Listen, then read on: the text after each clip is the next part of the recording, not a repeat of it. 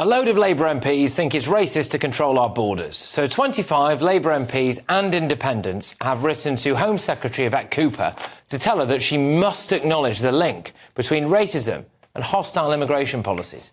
They say immigration policy and legislation has been designed to exclude and other people of colour in the UK for decades.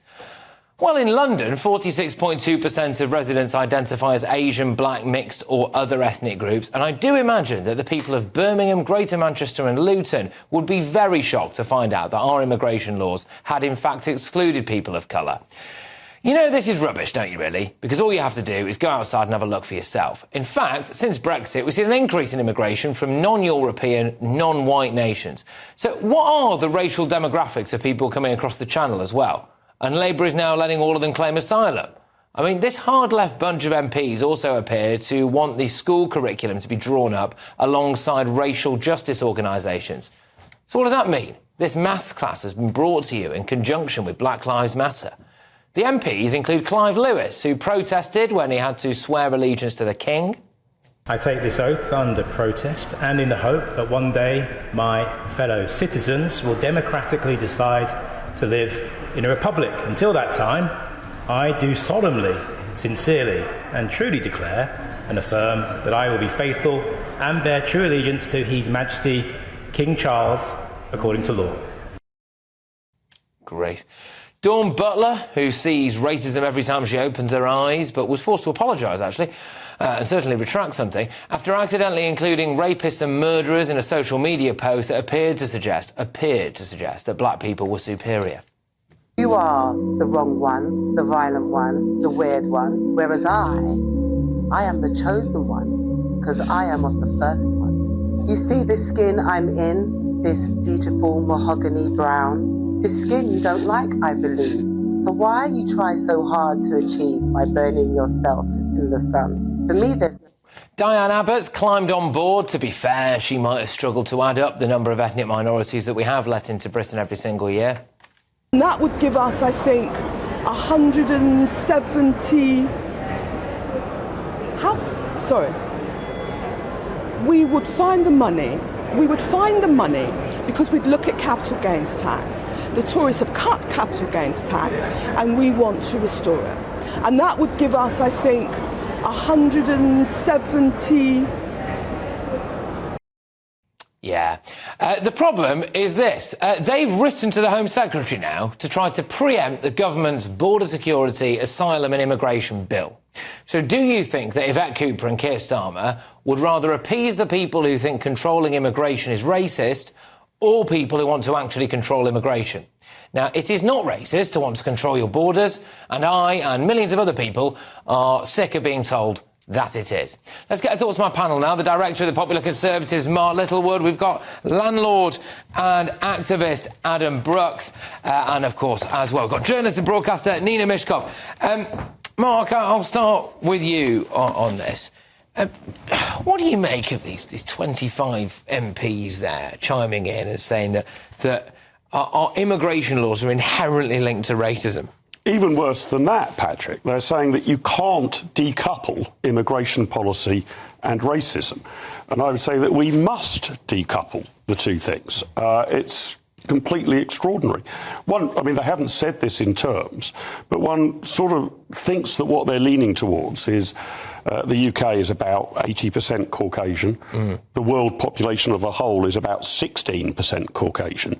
And you sort of sense that subconsciously they think we'll be a racist country until we've got exact proportional representation of the United Colours of Benetton and only 16% of people in the UK are white. It's nothing to do with race. I say let's get back to Martin Luther King's doctrine that people should be judged by the content of their character, not the colour of their skin.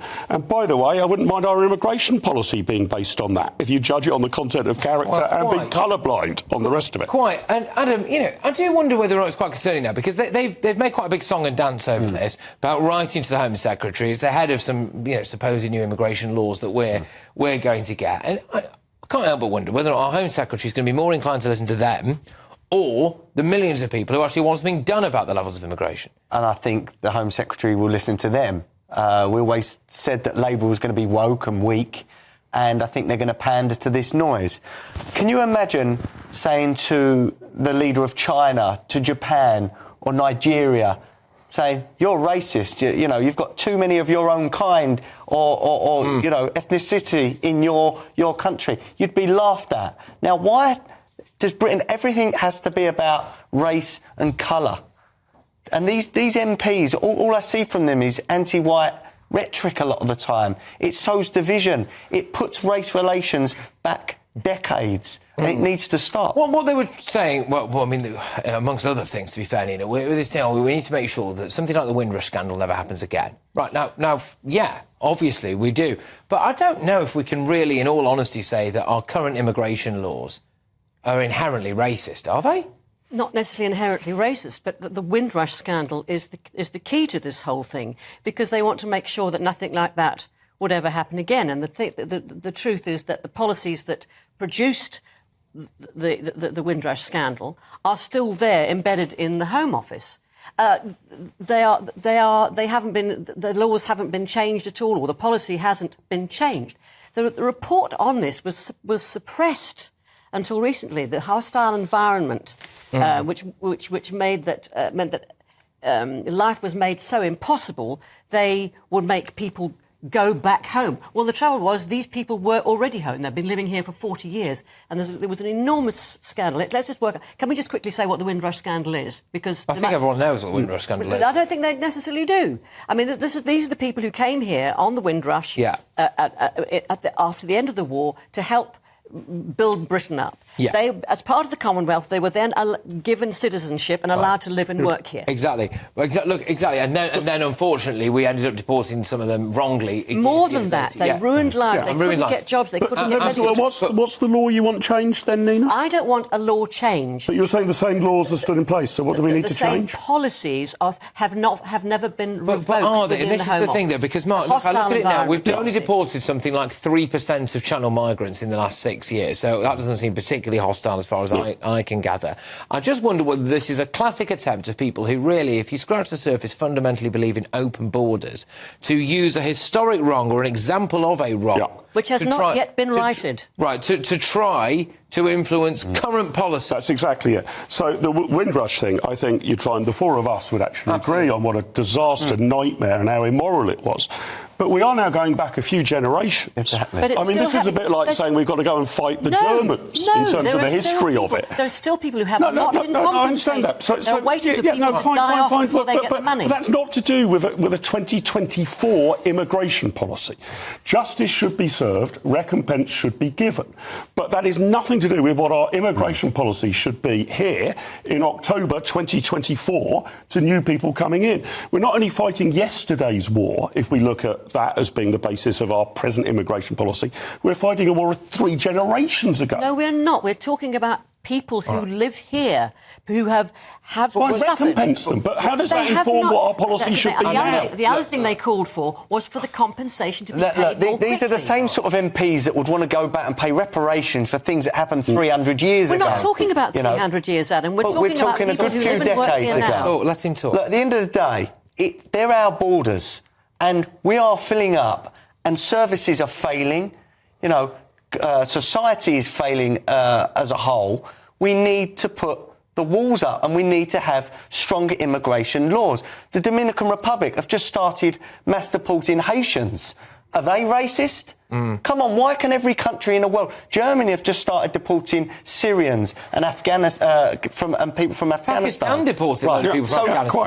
Why is there no mass shouting from the left of them? Why is it always Britain? Why are we always racist? And it's always these type of people that want to label us. Adam, you can't talk about immigration because you're racist. No, I'm just a worried father that doesn't want to bring kids up with people that I don't know that are coming over. And you don't care whether they're black, white or anything in between. Care. Right, yeah, same here. It is about the quantum and the type, and for all of the history, It is about what sort of immigration policy do we need today. And we've got to understand that the country, the UK, is a bit like joining a club. And if you want to join the club, you've got to abide by the club rules, whatever your colour is. Do you not think that some of the people around Greater Manchester, as the people around Birmingham, around Luton and around London, would be quite shocked to learn that our immigration policies had discriminated against people who were non-white?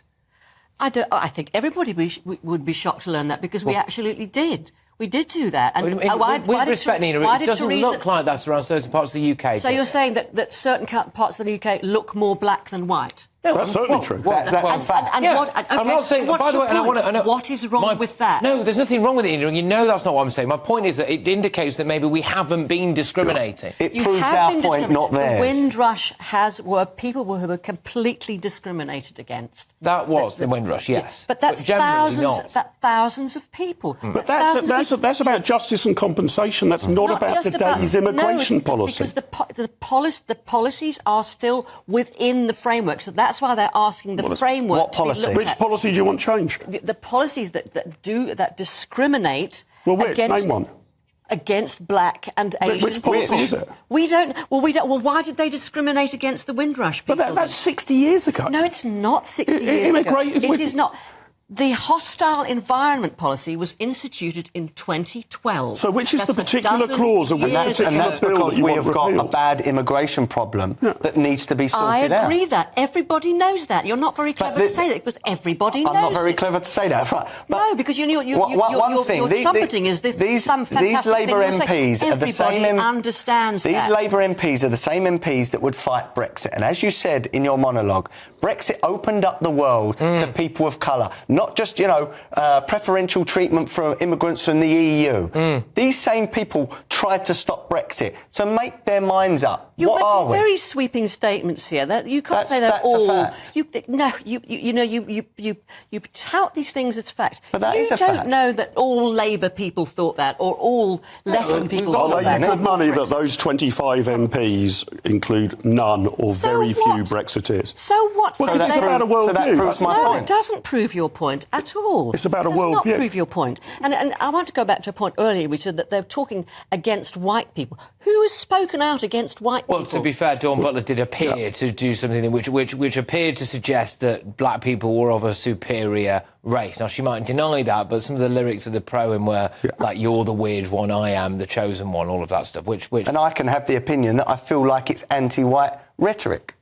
Well, that's one woman doing a kind of poetic thing, and there are all sorts of. Well, let's just be colourblind and get serious about the issue, which is essentially about economics, demographics, and numbers. Yeah, and what they really want is, from what I can gather anyway, is for our current Home Secretary to openly acknowledge, in the framing of whatever immigration or border laws she is about to submit to the House of Commons, that there has always been and will always be a linking to immigration laws and racism. And it's vital that Yvette Cooper states exactly the opposite, that our immigration approach will be colour-blind, not only discoupled from it, completely detached. That's what they're asking for. They can't be uncoupled. They're saying they can't be uncoupled. It's been proven. All right, OK, well, we're going to... The Home Office report proved it. All right, OK, we will be back with you. We will be back with you in a few minutes' time.